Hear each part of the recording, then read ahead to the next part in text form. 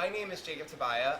I currently live in New York City, but I grew up in North Carolina, so I'm kind of a country mouse who ended up a city mouse. I identify as genderqueer. I use the pronouns they, them, their in turn instead of he or she. Why don't we get started with the presentation? So this presentation is called 50 Shades of Gender because I like making bad jokes. And I feel that bad jokes are really important for education. And also conceptually, I think that this is actually an important point. So what I want to talk to you all about today is basically, I want to help everybody rethink how we think about gender. The way that we're taught about gender, in my opinion, is so limited and so confining. And we can really do a lot more if we learn to think about gender in a more expansive way, if we learn to think about gender in a more complicated way. And I'm not just going to say that and then be like, okay, so go do it. But I also have some ideas about how we can do that, and have some tools that hopefully you'll be able to walk away from this presentation with about how to, and some language and all that kind of stuff. You know, I think it's really important to actually to actually create spaces where people can figure things out and ask questions that they have, and learn about all this stuff. Because I certainly wasn't, I didn't grow up being taught what being genderqueer meant. I didn't grow up being taught about how to think about gender more expansively. That's all stuff that I had to learn on my own. And I had to learn in community with a lot of other people. So the first thing I just want to say before we kind of like get into it is that I hope this is a space where you feel really comfortable to ask the questions that you may have, where you feel bold enough to maybe make silly mistakes and for those to be okay, and that this is a space where you feel safe, like being curious and inquisitive, and not necessarily getting it right on every step along the way, because we're going to get there together. Now let's get into it. So the place that I think is best to start for all of this, both because I'm a bit of a diva and because I think it really helps to ground the conversation, is in personal stories. Because if we sort of swoop into this conversation and talk about gender as a socially constructed system and don't ground it in a real life experience and don't ground it in the experiences of our peers and the experiences of people in our community, then like a lot of times it's too big and too abstract. And so I want to take it first out of the realm of the abstract and into the realm of like my life, right? Because I'm sitting in front of you and I'm a person and I've had experiences and they inform a lot of what we're talking about down the road. So that's where I really want to start with this. And the other thing I should add as a caveat too, is that this is a really safe space for you to ask questions. Like any questions you have, you can't offend me, whatever, that's fine. But I also should say that that's not true of like someone that you like randomly meet on the street or something. Like just, like that, I would say don't apply that as a general rule to like any gender nonconforming or trans people that you meet. Like I can ask you questions now. But in this specific context, I'm very comfortable with doing that and I'm super an open book. So my story starts where a lot of people's stories start, which is in childhood, because we were all kids at one point. And this is a picture that I dug up two winter breaks ago when I was home with my family, and I was across the street at my neighbor's house. And I was talking about sort of, all the work that I'm doing, and that I was starting to speak on campuses and trying to think about how to tell my story more. And my neighbor's mom, Ms. Bullock, she was like, oh my gosh, Jacob, there's this picture you have to see of yourself that I have of you. And I was like, what is this picture? And so she digs this picture out of her, like, all moms have like storage vaults of like photos. She like goes through her storage vault and she like, it takes a minute, but we have a glass of wine, so it's fine, we have time. And she digs this picture out. She's like, she was like, this is one of my favorite pictures of you of all time. And it was the first time in my conscious life that I remember seeing it. And I also don't remember actually taking this photo or remember the day that this photo was taken. Because, childhood memories are murky. Childhood memories are complicated. We don't always remember our childhoods. And for me, that's actually ended up being really significant because when it comes to understanding who I was and who I am naturally, who I am sort of in my purest essence of a person, who I was before sort of like all of this gender stuff was imposed on me, a lot of it feels like archival work. It feels like I'm excavating something, And these little tools, these little hints give me somewhat of a blueprint of what really of who I was as a kid. Because I know that like when I was a kid, all I wanted to do was paint my nails. I know that when I was a kid, I was super gender nonconforming, and my ideal day was like running around in the woods and getting super dirty and like, you know, playing with like sticks and sword fighting and whatever, and then coming back and like, you know, cleaning up and then making something in my easy bake oven and watching a Barbie movie, right? Like that was all that I wanted to do when I was a kid. But it's interesting because even my memories of what is me and isn't me are kind of tainted in a way, because this stuff is taught to us so early in our lives that we don't even have a chance, most of us, to be our authentic selves before we're told that who our authentic selves is not good enough, right? Like, we are policed in our gender from such an early age that a lot of times we forget, perhaps, who we wanted to be, or things about ourselves that were so innate to us as children. So I like to ground this conversation in that, because honestly, when people say like, oh, well, you know, like, how did you feel when you were a kid? All I can tell them is that most of my memories from childhood are of this kind of discord, right? Are of this kind of asymmetry between who I just naturally was and what everyone in the environment that I grew up in expected me to be. And so the first story I really want to tell, because I haven't told a story yet, is about Halloween in 1998. I remember this. This is one of the memories that I do have sort of very consciously. It's very ready to me. We were standing in the Toys R Us with my mom, picking out my Halloween costume. And we were trying to figure out, like, you know, what to be. And for every child, this is a very anxiety-inducing decision, I think, because, you know, you want to, like, pick something that's a little edgy so your friends think you're cool, but you don't want to pick something that's so edgy that it doesn't make your parents happy, you know? You gotta kind of, like, there's this delicate balance. And I remember standing in that aisle and looking at, you know, like the wall, you know, and at that point, who knows how much taller than me all those costumes were, but it was a very overwhelming array. And I remember looking at those, and my mom saying, Jacob, what do you want to be for Halloween? And I looked, and I thought about it, and I was just like, and it took a moment of courage. It was scary for me to say this, but I said it. I was like, I think I want to be Pocahontas. Which, let me just say that this, you know, this was like 1998, like white-ass suburban sort of upbringing, like, you know, like, and things have changed, I think, since the 90s in a way that's very positive. I would certainly not go as Pocahontas in Halloween currently. That's not like something I would advise anyone to do if you do not identify as Native American. But in the context of that time, for me, what that was about was, it was like, Pocahontas was a heroine. She was badass. She also loved running around the woods, and I loved running around the woods. Like, she was all the things that I wanted to be, and her femininity wasn't so, it wasn't like Cinderella level, right? And she also kind of didn't need a man, you know, like, she was everything. And I was like, that's kind of what I want to be, and maybe it's okay for me to ask for that. Let's see what happens. And so I asked my mom, and she sort of looks at me. And there's this really interesting moment that happened for her, because on the one hand, like, she saw that I had gone out on a limb and that I had shown her a part of myself that was hard to show.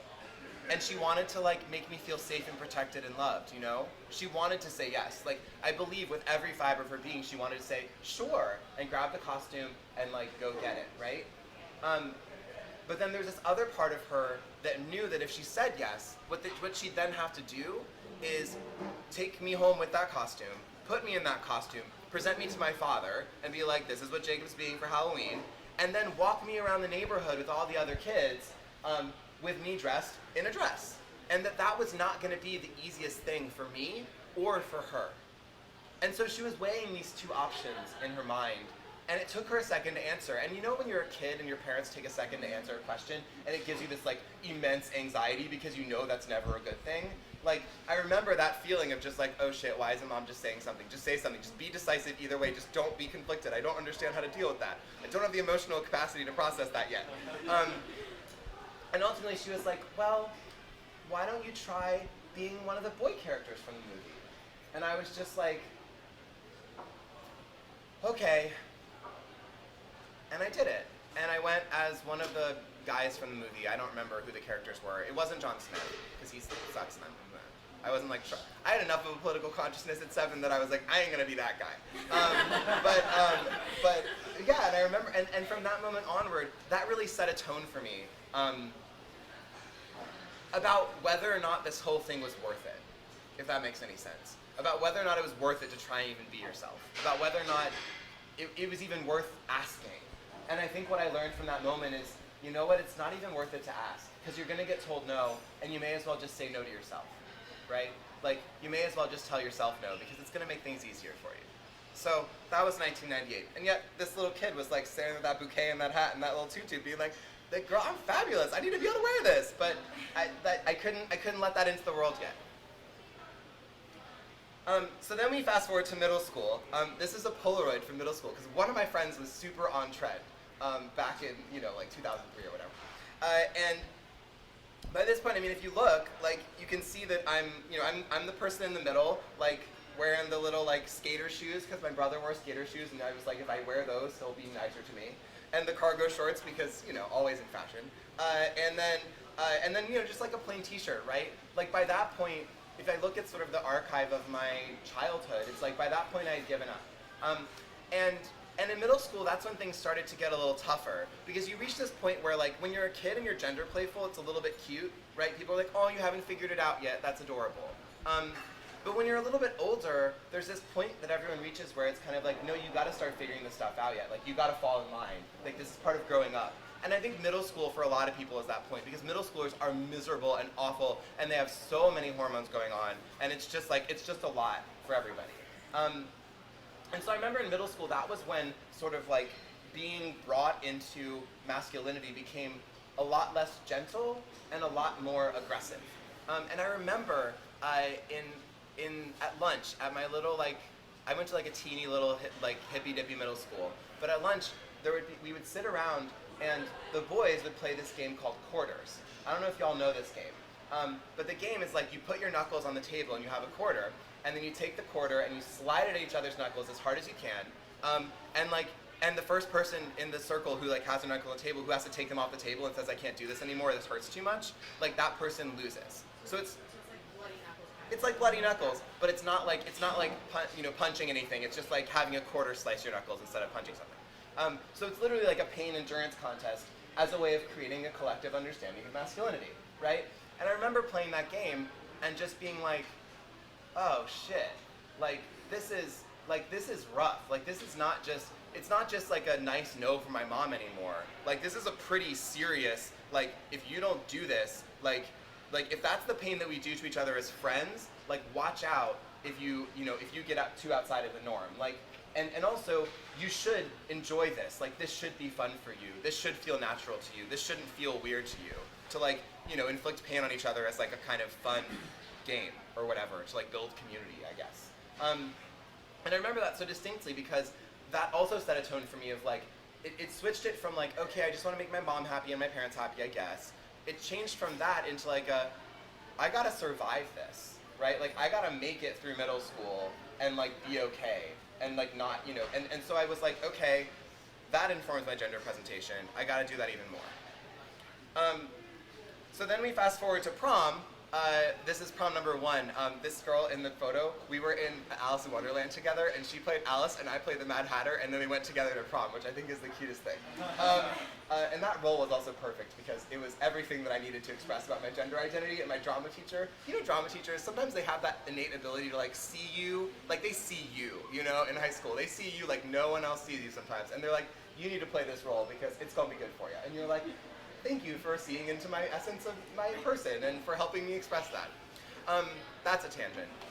So, by prom, it had started to get a little easier because then it was like, okay, I'm not in sort of, I had learned how to say no to some of the situations that like made me sort of do a certain type of masculinity. And it became more okay for for the genders to mix again and hang out and be friends, right?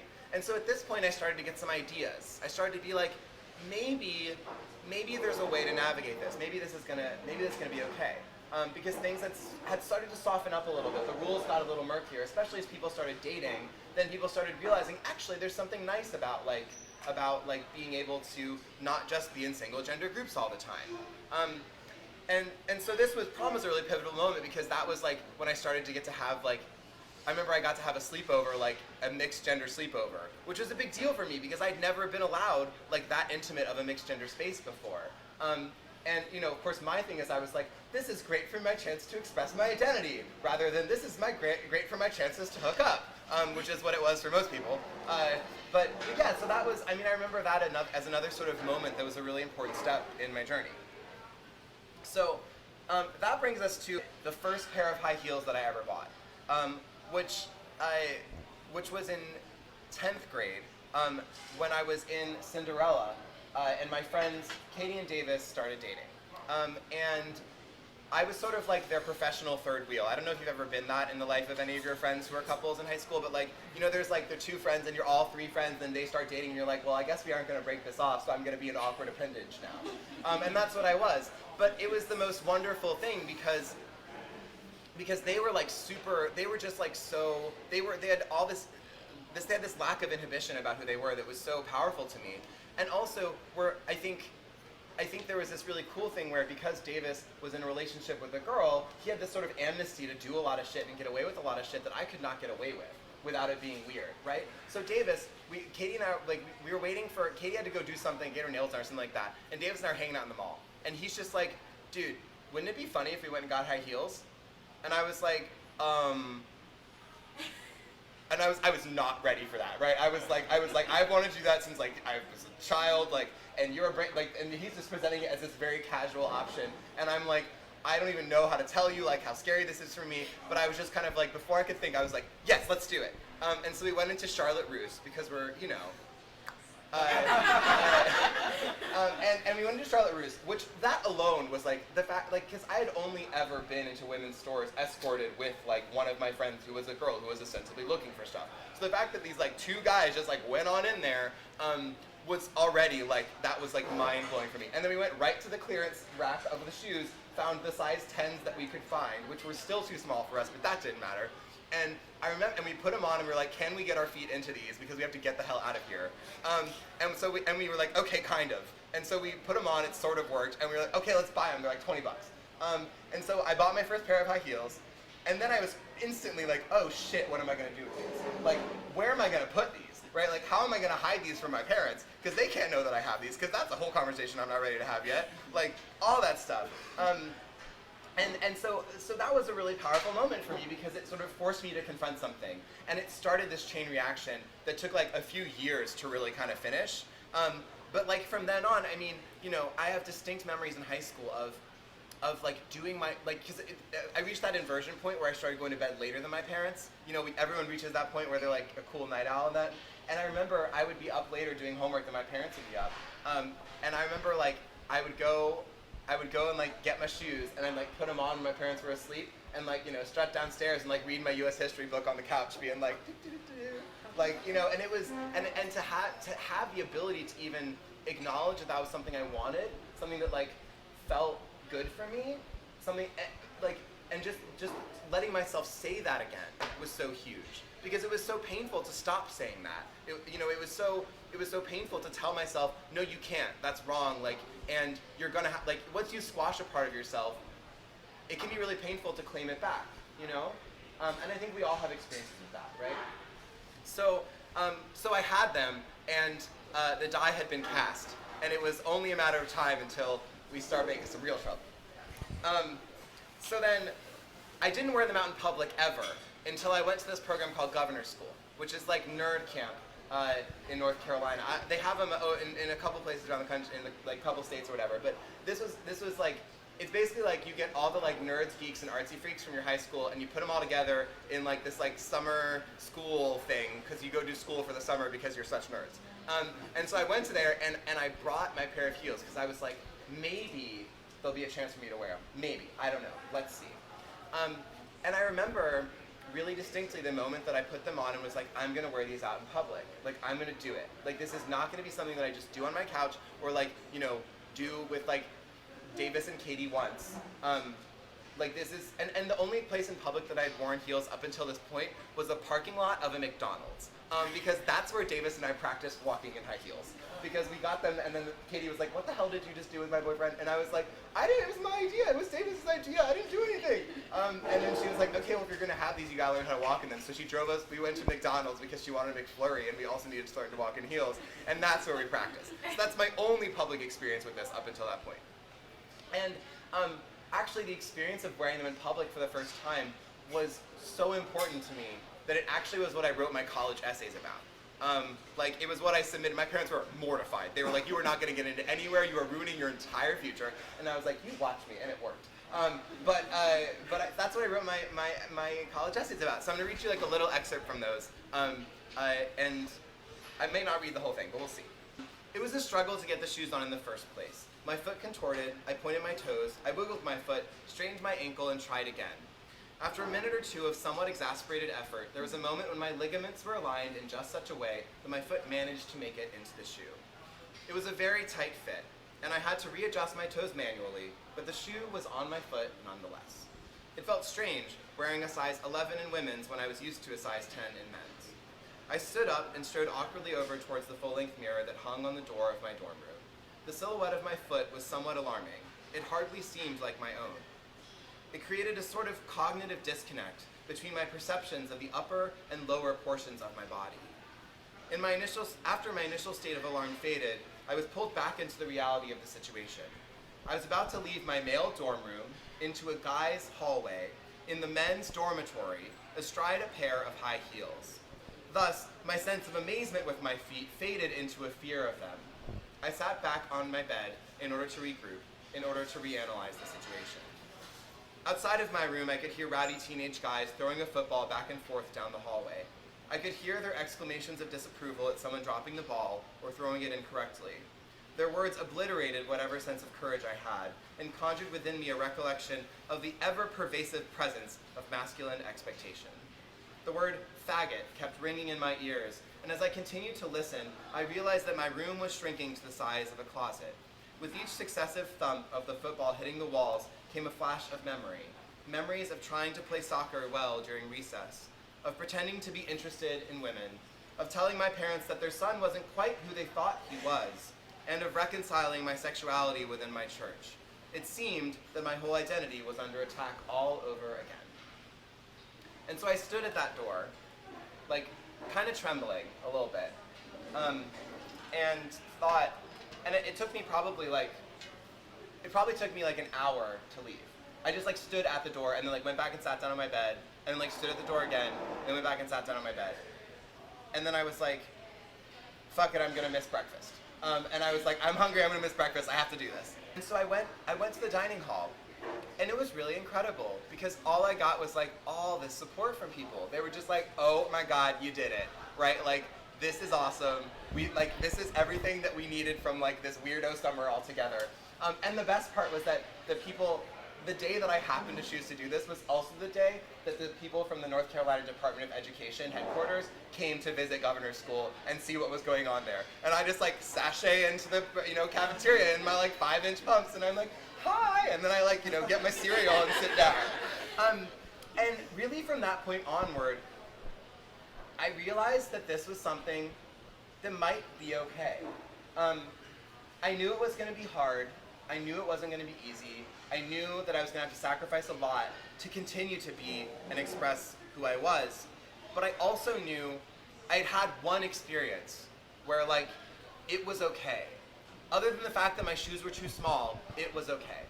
And from that point onwards, I was like, all right, this is going to happen. It might happen slowly, it might happen in increments, but like this is going to happen. And I didn't have the language to describe it. I didn't have like, the conceptual understanding that I now have. I didn't have any of that stuff. But I had that moment, and that was all that I needed to move forward. So now we can fast forward to the present day, if the thing will work, where like, this is like what I do now. Like I go to fancy things, and sometimes I wear fancy gowns that I get from my friends, and like, and it feels natural, and it feels effervescent, and it feels celebratory, and it feels wonderful. And I've built a community around myself, a community that most trans and gender nonconforming people are not lucky enough to necessarily have, where it's just all right. It's just all right, and it's just, if anything, it's better than all right. If anything, it's fun, right?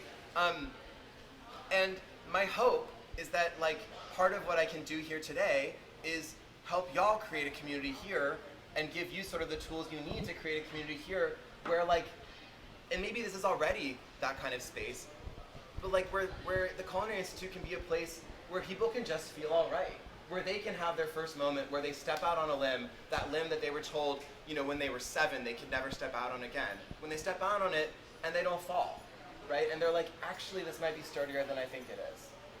So that's kind of my first charge to all y'all.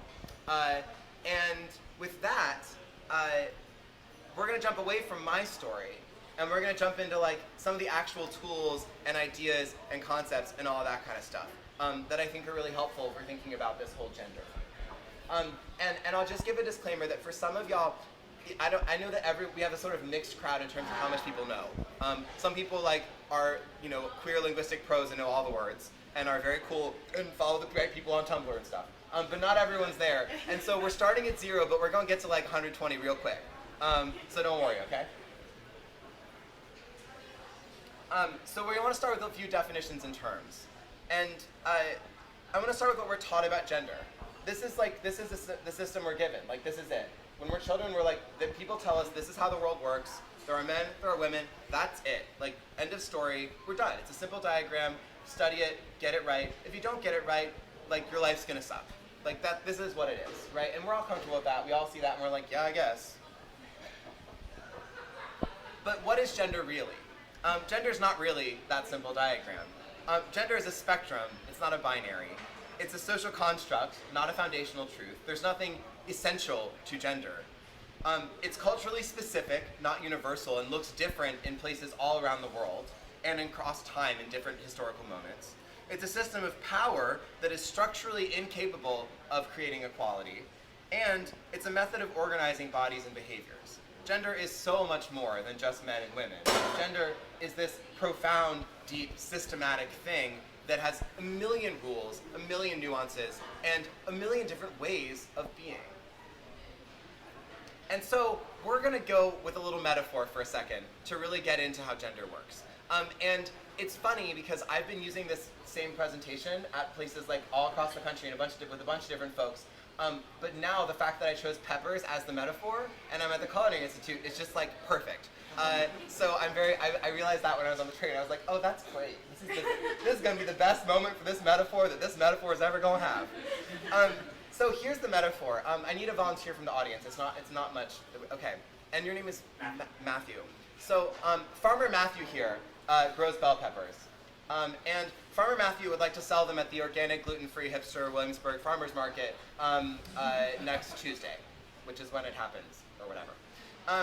And Matthew has a very specific method of selling, what pronouns do you use? He. His peppers. So he sells his yellow peppers for 50 cents, and he sells his red peppers for $1. And he has 2 little bins, and he puts the yellow peppers in one bin, and he puts the red peppers in the other bin. And that's how pepper selling works. And in order to value them differently, you gotta have your 2 bins, right? But I have a question for you, Farmer Matthew. What you gonna do about them orange peppers? Because you already set different prices. You wanna value these 2 things differently. So you gotta sort them. So how do you decide that a pepper is orange red enough to go in the red bin, or orange yellow enough to go in the yellow bin?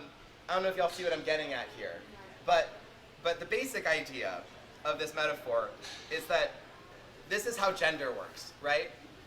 Gender roles that create rules that sustain patriarchy and men's power, right? Because we value different groups of people differently in our society, right? We've created 2 bins for gender, and one bin is worth less than the other bin. And in order for one bin to be worth more, we have to have the 2 bins. And we have to have a rubric and a way to decide just when that orange pepper is red enough to go in the red bin, and just when that orange pepper is yellow enough to go in the yellow bin. And that has to be absolute, because otherwise all of our lovely hipster customers are going to be really grumpy at us and are going to start haggling and aren't going to be able to price things differently, right?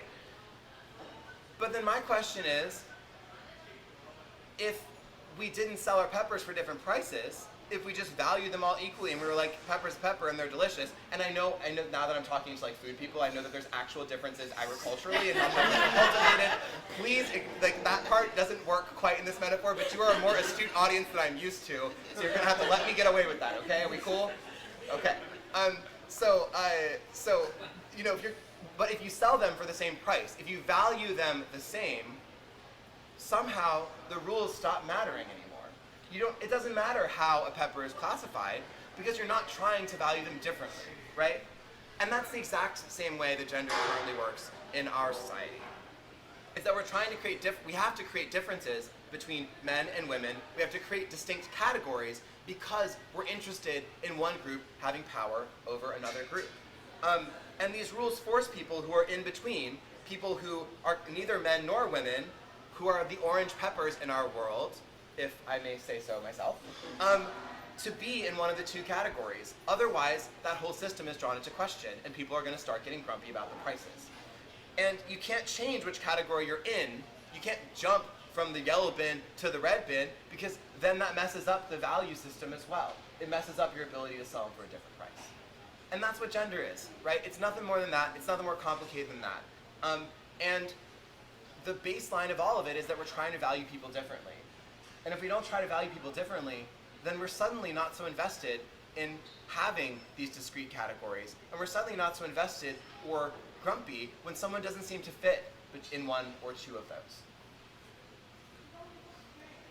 So that brings us to actually talking about gender and getting out of the culinary world, or the agricultural world. I don't know which one we were in. And so this is just like this again. You're starting at 0, going to 60. But this is just like a basic tool for folks to learn, because I'm not sure if everyone actually has this language yet. So instead of seeing gender as men and women, gender is actually all of this. Gender is not one dimension. Gender is like 4, 5, maybe 6. But for purposes of this, we're going to talk about 4 dimensions, 3 of which are critical to gender. The first is your physical sex, like what your body is, right? And even that, talking about the fact that bodies are not one of 2 types when it comes to gender, that there are intersex people, that there are people who have more or less traditionally masculine bodies, there are people who have more or less traditionally feminine bodies. Even the way we look at bodies has a gendered rubric, right? So our bodies fall along a spectrum. No one is purely male or purely female, other than perhaps in a chromosomal sense. But in terms of your actual body and what it looks like, even that has a gendered label on it, right? So the next thing is your gender identity, which is how you feel. It's who you know yourself to be. It's your self-knowledge. It's what you believe about yourself and what you know to be true about yourself. And that falls on a spectrum too. And then there's your gender expression, which is not what you know about yourself necessarily, but it's what you show the world, what you choose to show the world, or what you are compelled to show the world. And it may or may not be something that you have agency over. It may or may not be authentic, but it's what you're showing the world for now because of the world that you're living in. And then there's sexual orientation, which is not actually like discretely related to gender in this model particularly, but is often thought of in terms of gender. So we're going to mostly ignore it for the rest of this presentation, but it's something that exists, and it is also on a spectrum because like people have really complicated, fluid, beautiful sexualities. So the first kind of gender experience that I want to talk about is the cisgender experience, which I don't know if all of you have heard this word before, but in a crass way, you could describe cisgender as what people think of as quote-unquote normal, right? But let's get more complicated than that and talk about what it actually means. And we can talk about that using the example of a cisgender woman.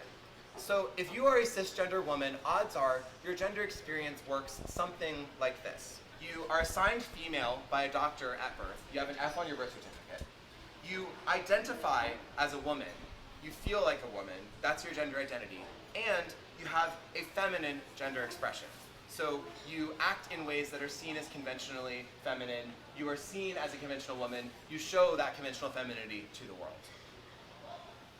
And conveniently, you fit into this kind of nice little box here that we've sort of designated as the safe zone. So the next kind of gender experience I want to talk about is a quote-unquote conventional trans experience. And I say conventional in air quotes because there is no such thing as a conventional trans experience, but the way that media talks about transgender people and that we are taught about transgender people oftentimes is with the rubric I'm about to sort of go through. And so for quote-unquote a conventional binary identified transgender woman, the sort of story would look something like this. You're assigned male at birth. A doctor says that you're male at birth.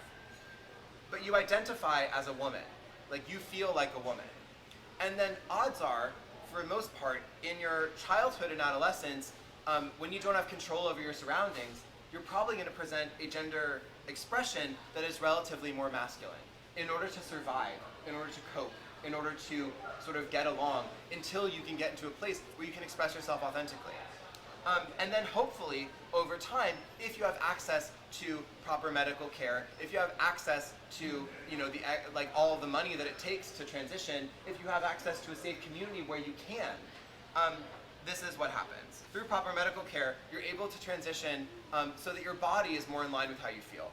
And you're able to express your gender expression more authentically. You're able to start expressing a more feminine side of yourself that was dangerous to express when you were understood as male. So, who are genderqueer and non-binary folks? So glad that you asked. But non-binary people are pretty much in between.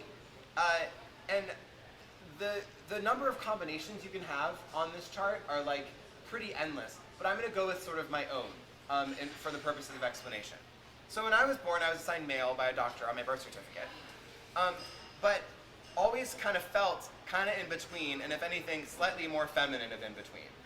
And my gender expression, though when I was younger was in the more masculine side because it kind of had to be, falls kind of on the slightly more feminine side of androgynous, right? Like I have lipstick and a beard and leg hair and earrings and, like big shoulders and like a cute skirt. So like what does that mean? I don't know. It's like somewhere there kind of man. And the thing that you'll notice is that for a cisgender woman or cisgender man, the boxes, you were already in the box from the beginning. For binary identified transgender people, for transgender men or transgender women, if you have access in a community that's supportive, you can sort of get back in the box, right? Like you can go back sort of into being sort of in alignment, quote unquote, with these sort of two pink regions on the end. But for non-binary people, for genderqueer people, like I'm not really ever gonna be in either of those boxes. Like, I'm never going to be safely in this zone, in that end zone, if we want to use a sports metaphor. I'm not going to be in that end zone. I'm always going to be midfield. And so what do we need from the world if I'm going to live and survive and be happy as a midfielder person? That is about how far my knowledge into that arena of the world goes. Because for me, that's what the gender binary looks like. Like, that whole system, I'm just kind of like, what? Like, for me, I'm like, there's some cats, and there's like a little squiggly line, and a unicorn, and some of it's on fire, I don't know why. There's some suits and some skirts and Facebook and the internet and cyber gender expression, and like, there's like a million different facets of it. I don't see it as this like linear-oriented thing, and would love to live in a world where it doesn't have to be this linear-oriented, sort of like, methodical, like organized thing, but something that's more fluid and creative, like we understand art, or like we understand food, or like we understand a lot of different things. So to sort of get down to talking about the language that people who identify as genderqueer or non-binary use, the language is hard to define because when you see the world kind of like this, drawing discrete regions is a little more difficult, right? And it's kind of against the point.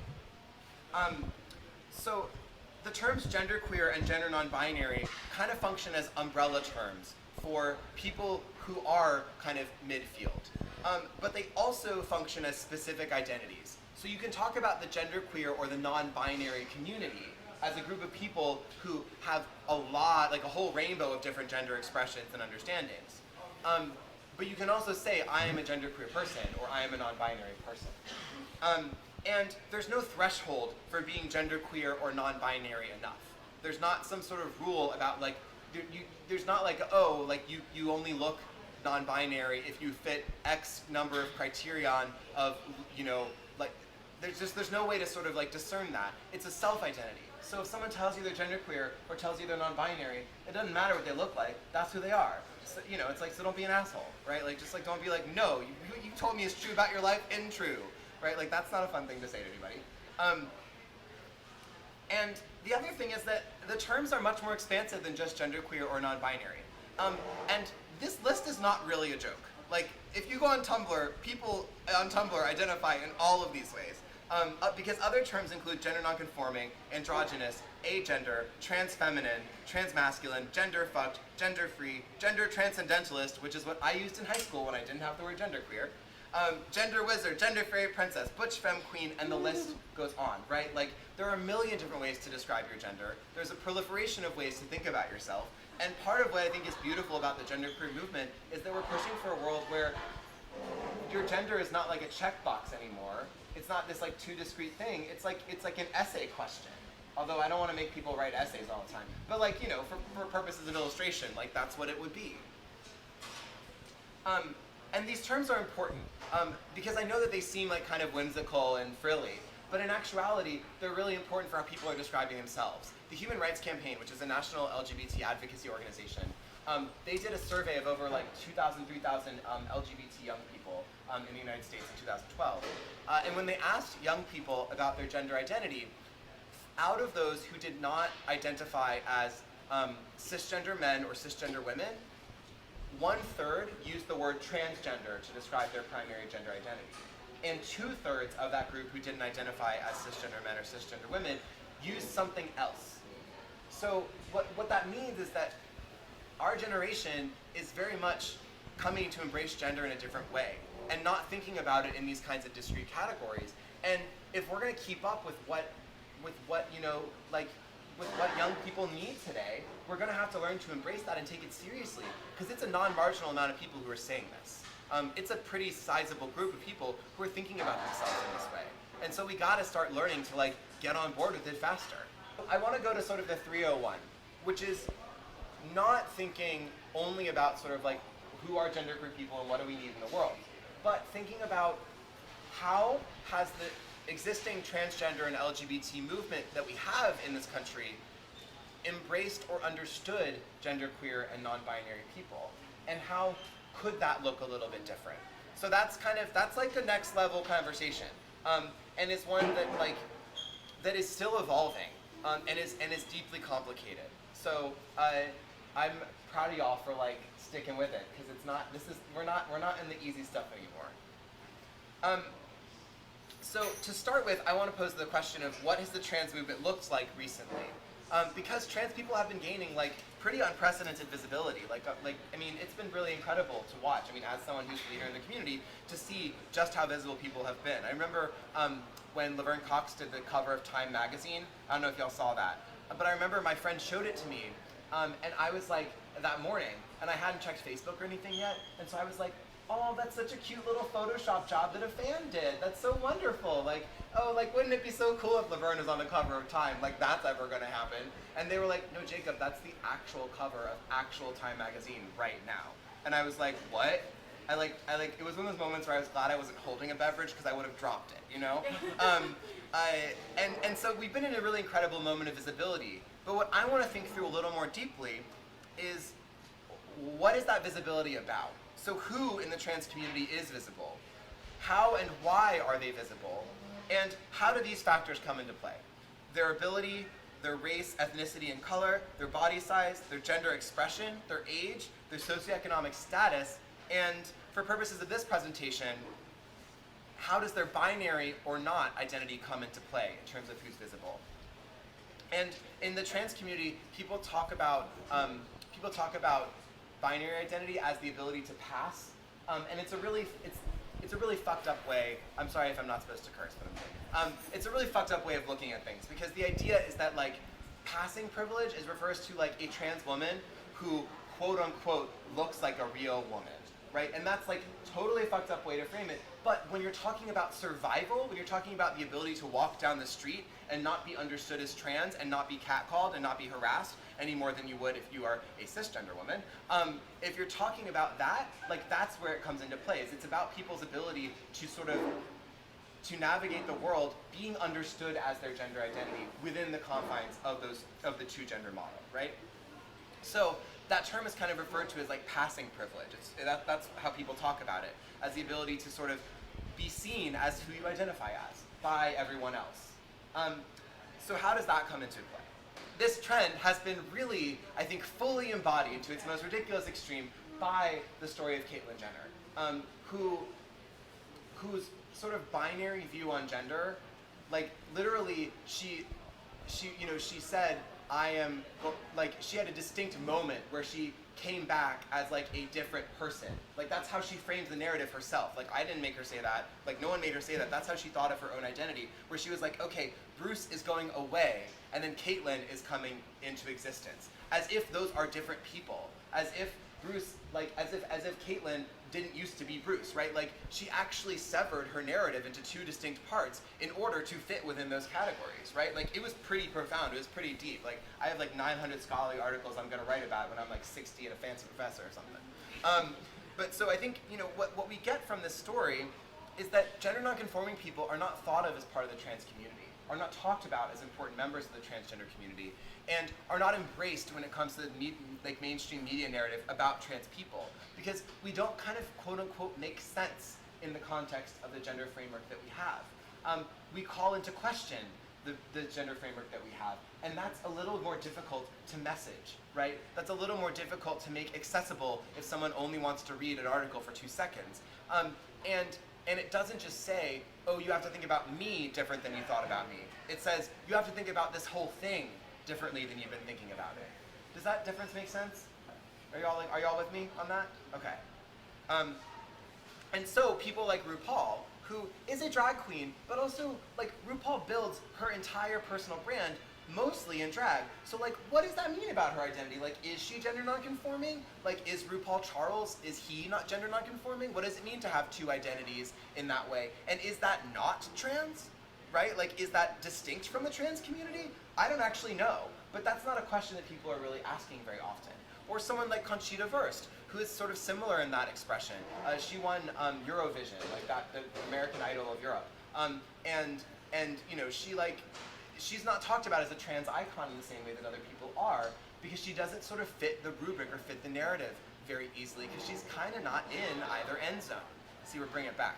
And then also, if you think about it, we haven't really had much visibility for people who have transitioned from female to male. For trans men. Trans men are pretty much invisible in the major mainstream cultural canon.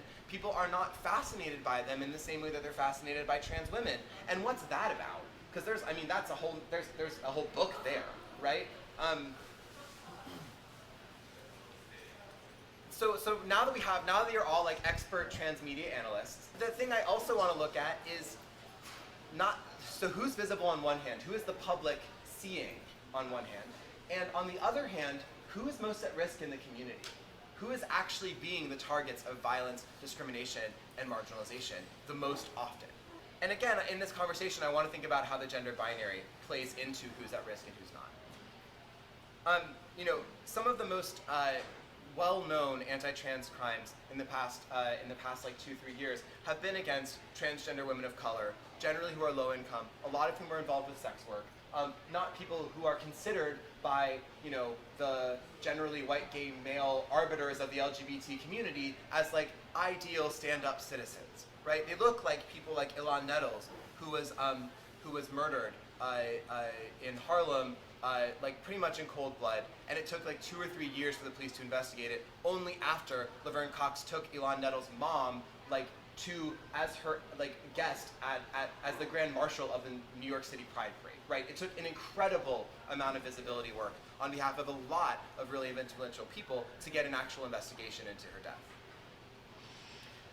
It looks like Cece McDonald, who is a trans woman who was incarcerated who was charged with murder for defending herself against someone who was trying to kill her. Like, it looks like Jennifer Laude, who was a Filipino trans woman who was killed by a U.S. Marine after he took her home and then thought that she had quote-unquote tricked him by presenting herself as a woman, right? And it looks like Yasmine Payne, who was found dead in a burning Los Angeles apartment that everyone suspects was arson that was targeted at her and her identity. And it looks like Leila Alcorn, who is a young trans woman who threw herself in front of a truck on a highway in Ohio because dealing with her parents who were trying to send her to conversion therapy was just a little too tough. And she published her suicide note on Tumblr, and it went viral, and it blew up, and it was really hard for everybody. And she's not alone in that. 41% of trans people attempt suicide in their lifetime. That's huge, like 1 in 2 pretty much. Or think about it or seriously contemplate it. So that's a real thing. And it even looks like someone like Larry King, who Larry King was a few years ago. Larry King was murdered when I was a junior in high school, and it was interesting because at the time it was talked about as an anti-gay attack. So what happened is Larry King was in 7th grade, and they asked one of their classmates to be their Valentine, and their classmate came in with a gun the next day and shot Larry in the back of the head, which is as much about gun control as it is about the trans community and about the LGBT community. But the thing that's interesting is that was talked about by the movement as an anti-gay murder. That was talked about as an anti-gay hate crime. When if you look deeper in what's going on in the record, and if you look at the actual court case that came out of it, the defense attorneys said that their client snapped when he heard moments before the shooting that King wanted to change his first name to Letitia. So it wasn't really an anti-gay murder, it was an anti-trans murder, a murder about gender nonconformity, because Larry was not being a man in the way that Larry was supposed to be. It wasn't just about the fact that he had asked this person to be his Valentine, it was about the fact that she wanted to change her name. For all of these headlines, they happen over and over and over again, and it's interesting to me because at first they were talked about as being anti-gay hate crimes, and then they're talking about being as anti-trans hate crimes. When I think about them, if you think about who's most at risk in all these things, it's not people who quote unquote pass. It's not people who have had access, who are like Caitlyn Jenner, who have access to a lot of medical care, who have a lot of money to pay for the new wardrobe that they need to sort of look the part, who are able to sort of do this high femme thing all the time. It's for people who don't quote unquote look like the gender that they feel themselves to be. It's people who quote unquote look gender non-conforming. That is who's most at risk in society. That is who is murdered. That is who is assaulted. That is who is discriminated against in employment. That's what's going on here, but people aren't talking about it in that way. And I think when we don't talk about it in that way, we lose so much of the nuance. The discrepancy between who's visible, who are mostly gorgeous trans people, who fit very well into their gender, who quote unquote look the part, are held up as like the icons of the community, but those aren't the people who are being targeted all the time. And so what does it mean that we're not upholding the stories of those who actually need to be heard in order to be safe? That's something we can think about as a society. So why is this all important? And this is just another useful metaphor that I think y'all can take away. And I also really liked using cheesy clip art for it. So the thing that I think is really critical that we don't talk about in the trans movement is that, like, right now what we have is we have this gender binary world where there's an island of masculinity, there's an island of femininity, and for all intents and purposes, it's like the lava game. Did you ever play the lava game when you were a kid, where like the floor becomes lava and you have to jump between the furniture to like not get melted in the lava? Well, that's what we have in the gender binary right now. Everything between conventional masculinity and conventional femininity is pretty much lava in terms of your employability, your safety, your health, all of these things. And right now, there are times when I feel like the trans movement that we're building is building like an express train that goes under the lava from one side to the other, right? This idea that you have to pull a Caitlyn Jenner and say, I'm Bruce, and then like disappear, like literally from public sight, and then reappear as Caitlyn, right? Like take the express train, go under all the lava, and then pop up on the other side as like your fully self-actualized person, right? That's not realistic for everybody in the trans community. That's not a long-term strategy. We gotta put out the goddamn lava. That's what we gotta do, right? Like we can't have a world where anything between masculinity and femininity means that you're likely to get murdered. That's ridiculous. And I don't just wanna build a world where you can go from one island to the other underground. I wanna build a world where you can walk openly in between them and everything's okay. And so, like, how does this call in most trans people? And this is where I think there's a real, the sort of the meat of a lot of this is, although that's a silly analogy for me to use because I'm a vegetarian, but I still use it sometimes, is that this is not just about genderqueer people. This is about all trans people. And it's not just about trans people, it's about everyone, right? Because that system means that trans people can't transition openly, can't transition on the job, have to kind of hide before they can be safe. Because at every point, for every trans person, there is some point in your transition, even if you identify as a man or a woman, where you're gonna look, quote unquote, gender nonconforming, right? So you need to be safe during that. You shouldn't be at risk for violence during that. You should be okay during that. And more importantly, all of us shouldn't have to worry about staying on these little islands so rigidly. Like even cisgender people who are assigned male at birth and feel and understand themselves as men and are relatively masculine should be able to not worry that if they fall off this island, they're going to fall into a pit of lava, right? Like we should all have the freedom and the ability to explore our gender in a way that feels good and in a way that's creative, even if it doesn't fall within these confines, right? So putting out that lava is not just about me. Putting out that lava is not just about trans people. Putting out that lava is about all of us. It really is. Because we're all better off in a world where we don't have to play the lava game. So I want to leave you all with a few key questions, okay? Because now you're experts. Like we got to like 506 or whatever high level course. We're like in grad school now. So I want to ask questions about the broader movement, which is what role will genderqueer people play in the trans movement? How do we define transgender? Are we going to think about it in such a narrow way, or are we going to let it be something more expansive that allows for that kind of creativity? Is transgender an exclusive binary term, or is transgender an umbrella term that talks about gender difference, that talks about people who don't identify with their sex assigned at birth in a complete way? And can we redefine transgender in the media? Or are separate terms okay? Is it okay to sort of be like genderqueer activist and transgender activist, and those are distinct? Or is it better if we stand together? I clearly have an opinion about that, but it's something that's up for discussion, and I think it's a discussion we should be having. And for your campus, I want to talk about, do the policies on your campus reinforce or deconstruct the gender binary? Do you provide specific resources for non-binary and genderqueer folks? Are you prioritizing the needs of non-binary and genderqueer chefs? And are those priorities reflected in the work of your LGBTQ student organizations and administrative bodies? Like, is that conversation happening? And if not, happy to help. It's not easy. It's a lot. I get that. But honey, we can do it. And with that, I'll take any questions or queries that you may have.